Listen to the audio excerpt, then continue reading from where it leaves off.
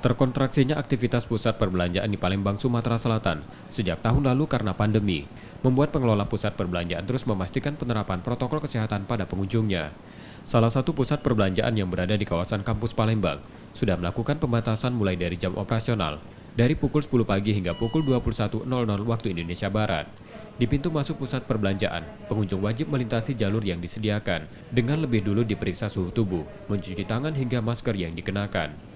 Pusat perbelanjaan mewajibkan pengunjung menggunakan masker medis. Di pusat informasi, setiap saat selalu mengingatkan pengunjung selama di dalam pusat perbelanjaan agar tetap mengenakan masker.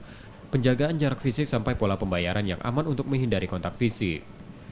Asosiasi Pusat Belanja Seluruh Indonesia APBSI Sumsel menerangkan, pusat perbelanjaan di Palembang sejak 2020 sudah melakukan tahap-tahap protokol kesehatan dengan mengurangi pengunjung pusat perbelanjaan hingga 50% lebih.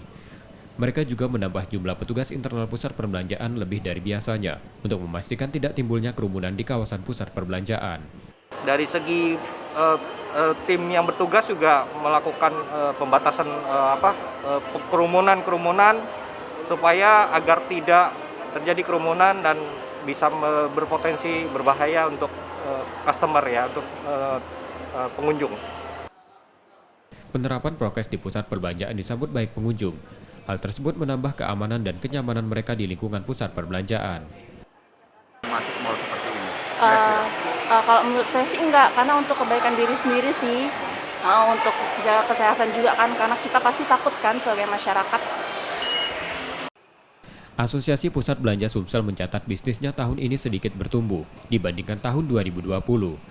Namun masih 60% terkontraksi jika dibandingkan 2019. Tim Liputan, Kompas TV, Palembang.